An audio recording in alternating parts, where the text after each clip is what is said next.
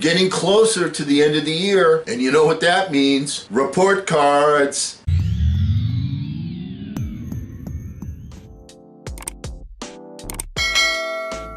Hello again, everyone. I'm Eli's dad with Project Eli, where we educate, lead, and inspire.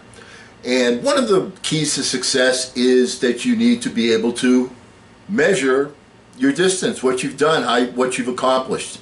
In school, they used to give you the report card. And I always remember that before you opened it up and you took a look and saw what your grades were, I always used to get that little lump in my throat, like, I hope this one's going to be good.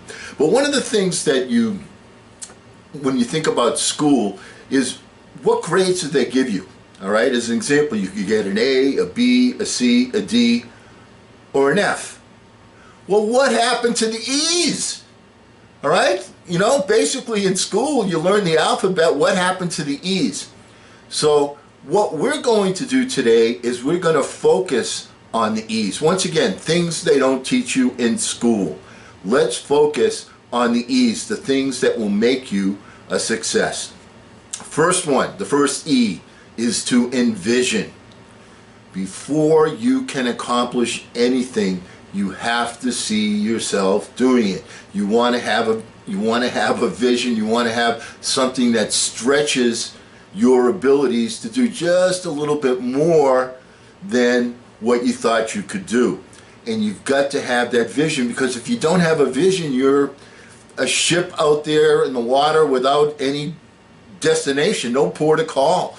So the first E is to make sure that you have a port of call, that you have a vision, and that you envision it every single day. Your burning desire, make sure that you see yourself doing it.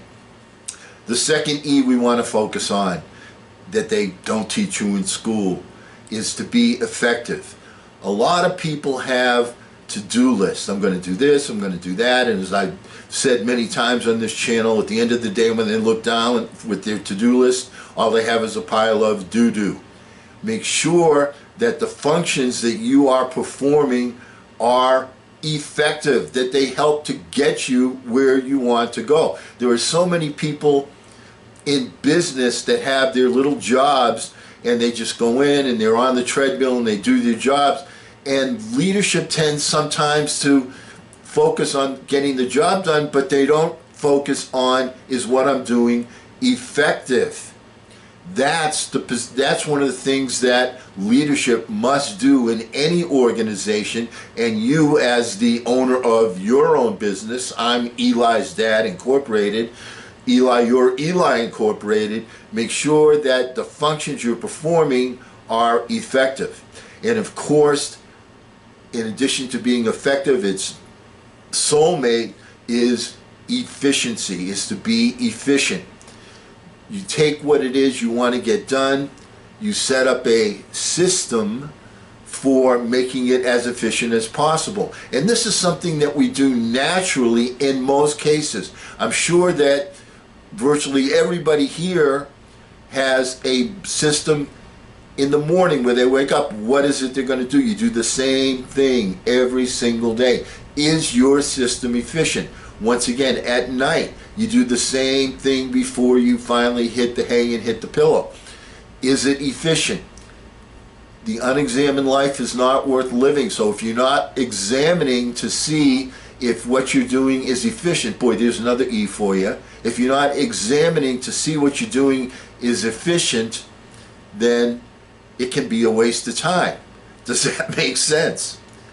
The next thing we want to talk about is you want to be excited about what you're doing. And how do you get excited about what you're doing? Well, there are a number of different things. First of all, you've got to have a cool vision. If you don't have the cool vision, what is there to get excited about? Most people live their lives, they're going through, they're on the treadmill. Are they doing anything that's excited? I mean, when I think about that, I think about your football players. All right, they get in touchdown and they go and they do the dance or the basketball players, everyone's giving everybody a high five, that type of thing.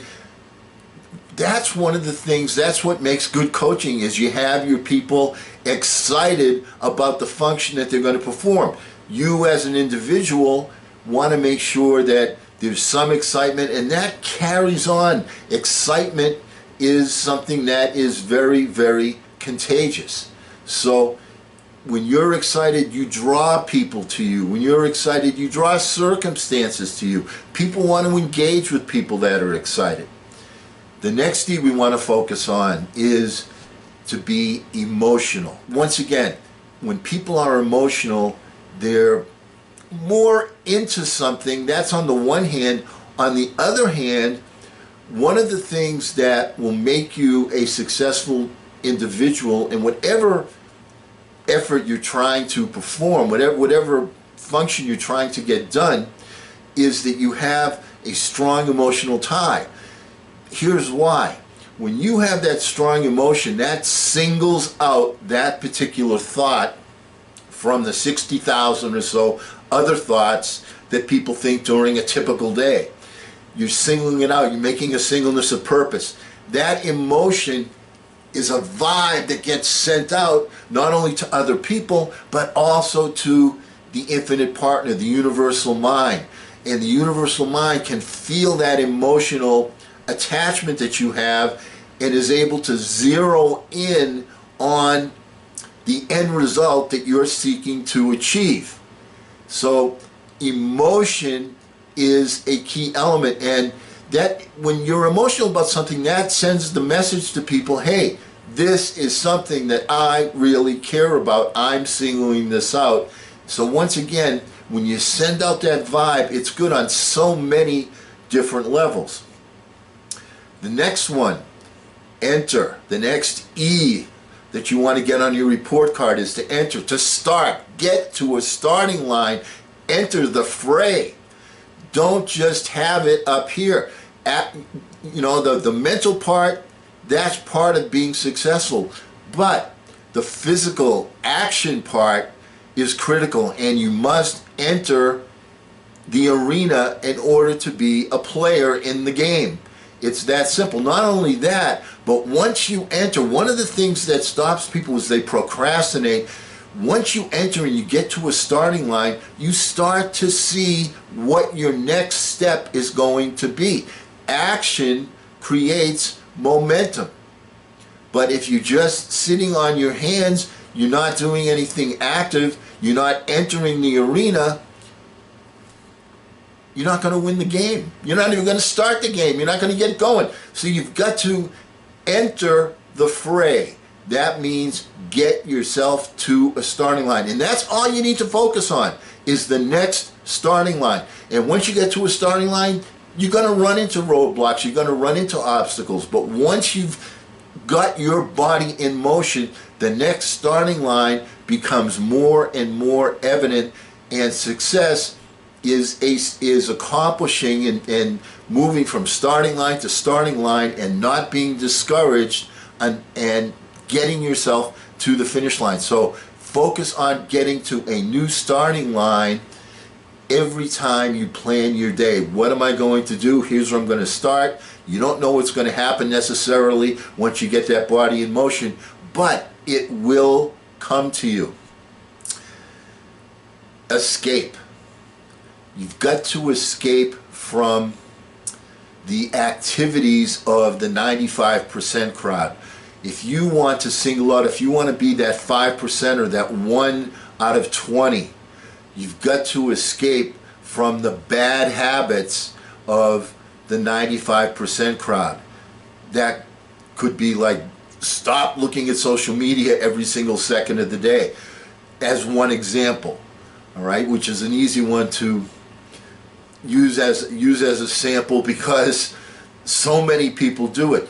The paradigm of life has changed. I mean, back in, does this make me feel like I'm old?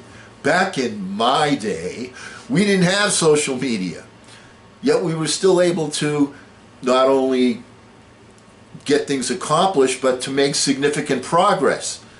But the philosophy was the same. You had to escape from the rank and file salary mentality of most people, of 95% of the people.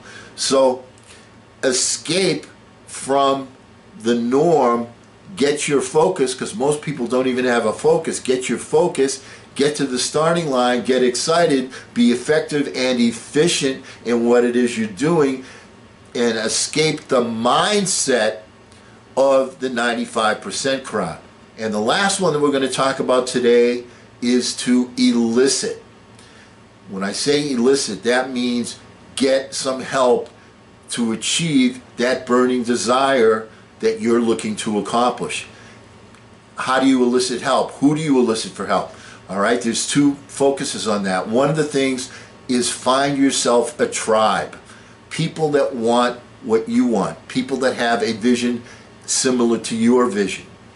And when you get together with them, the energy that's produced from all of these people together wanting the same thing is greater than the sum of the individual parts. I don't know why it works that way, but it most definitely does. When you have more people together, you want to get members of your tribe together, people that think as you think, that have that same singleness of purpose. That's on the one hand. On the other hand, you want to be performing your functions with excellence. There's another E for you. Perform your functions with excellence so that you will be noticed by people that are in a position to help you out in a significant way. In other words, to help you find a mentor. I've had many mentors in my life. The first one of significance being a guy named Mort Mutnick in San Jose when I went to work for the California Blue Ribbon Meatpacking Company. And I was just a guy in there working. But all of a sudden, the first day that he gave the assignment, walked in with nothing, didn't know very much about sales, and he gave us a pitch. He hated that word, a pitch to learn, and gave it to us on Friday and said, I'll see you Monday. Let's see how much, let's learn that pitch. I came back on Monday. There were 4 or 5 other people there. I was the only one that had it down verbatim. Okay, I checked off a box. Then when, we went step by step by step, we went over the training, we went, going into the field, that type of thing. We went into the field. I was the one that was the most consistent in selling. Mr. Mutnick took notice of that. He focused his attention on me in private. He pulled me aside and said, Eli's dad, can you stay for a few minutes? I want to chit chat with you about a couple of things. All right, so if you can perform at a high level, you will attract people that are in a position to help you to achieve. You will find mentors. In every single place I went, the reason I was able to elicit a mentor was because of outstanding performance in a particular area, because I had that focus. So that's another reason why you want to be very focused on achieving your end when other people are judging you, if you want to advance to a super high level. So let's quickly go over what we talked about today. Your report card, A, B, C, D, or F, that's a failure. You need to focus on the E's. Envision, be effective and efficient, be excited and emotional, enter the fray, get into the arena, get started, escape from the mindset of the masses, and elicit some help for yourself in terms of being part of a tribe and finding a mentor. Next time we get together, we're going to continue on our report card. Because we never end a meeting on a philosophical note, let's all get out there and take charge. I'm Eli's dad.